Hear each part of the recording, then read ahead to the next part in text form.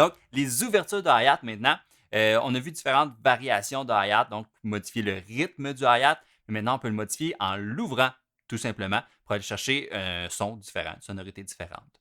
Donc, quand j'ouvre mon hi-hat, c'est important de ne pas trop l'ouvrir au complet. On fait juste, en fait, relâcher un petit peu. OK? Donc, je ne lâche pas au complet.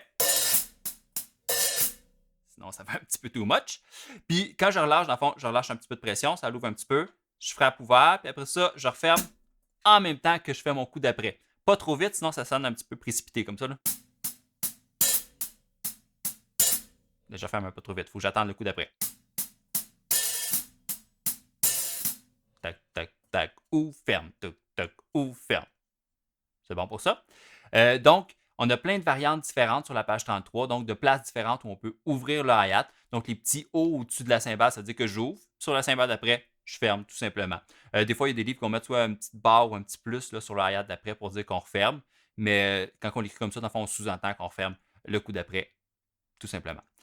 Aussi, sur les vidéos de pratique, vous allez entendre, dans le fond, j'ai rajouté la grosse caisse sur le premier et sur le troisième temps pour que ça fasse vraiment plus des beats complets. Donc, par exemple, si je fais le A avec la grosse caisse,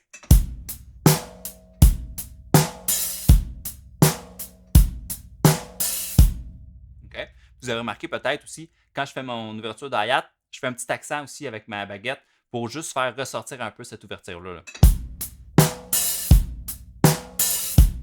Pour vous donner un peu plus de punch. Encore une fois, j'ouvre pas trop, juste un tout petit peu, puis je referme sur le coup d'après. Après ça, mes ouvertures d'hi-hat, en fait, tous ces numéros-là, je peux les utiliser avec une grosse caisse juste sur le 1 et le 3, mais je pourrais aussi utiliser toutes les grosses caisses, les variations de grosses caisses de la page rock ou de la page rock 2, ou l'inventer ou faire un peu ce que je veux avec ça pour faire des beats différents. Donc,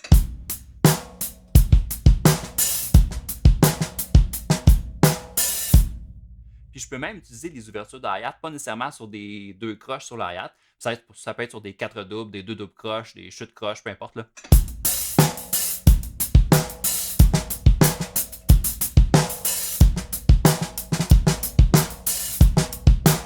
Donc, je peux en rajouter un petit peu partout. Ça rajoute de la variété encore une fois, puis ça permet encore une fois de multiplier mes possibilités de beats à travers mes chansons. Donc, tranquillement avec ça, commencez par pratiquer juste comme qui est écrit là. Donc, juste hi-hat snare